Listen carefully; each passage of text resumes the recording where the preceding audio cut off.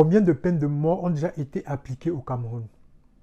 En réalité, il n'existe pas de chiffres officiels globaux fiables sur le nombre total d'exécutions dans l'histoire du Cameroun indépendant.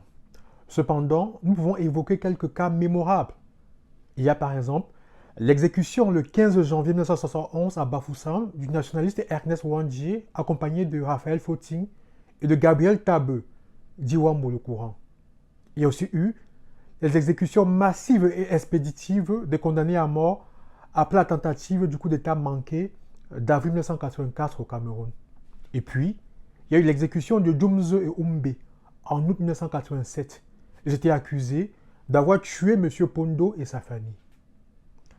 À quand remonte la dernière exécution au Cameroun et dans quelles circonstances?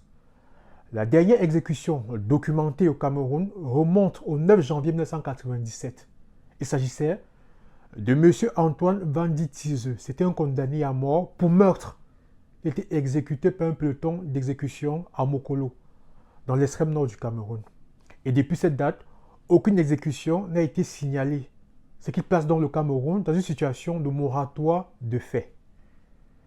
Maintenant, quelle est ma lecture de l'affaire Bébé Matisse et si je pense que la peine sera effectivement appliquée?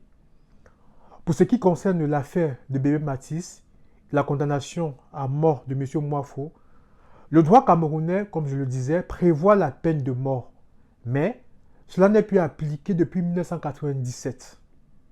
Dans les prisons camerounaises, on dénombre actuellement près de 300 personnes condamnées à mort. Il y a notamment des éléments de Boko Haram. Et plus récemment, en 2023, le dénommé Joël Tankoua a été condamné à mort par fusillade en Konsamba pour avoir violé et assassiné 2 enfants. Avec le contexte international où la tendance est plutôt abolitionniste, la peine de M. Moafo ne sera pas exécutée.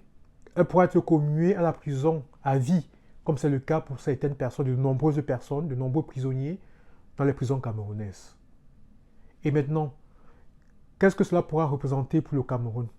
Si une exécution devrait avoir lieu, ce serait un tournant majeur. Pourquoi? Parce que cela marquerait une rupture avec des décennies de pratiques.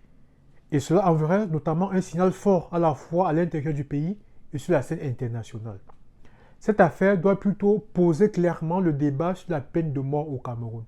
Pour ou contre la peine de mort? Pourquoi donc la maintenir dans notre arsenal juridique alors qu'elle n'est plus appliquée?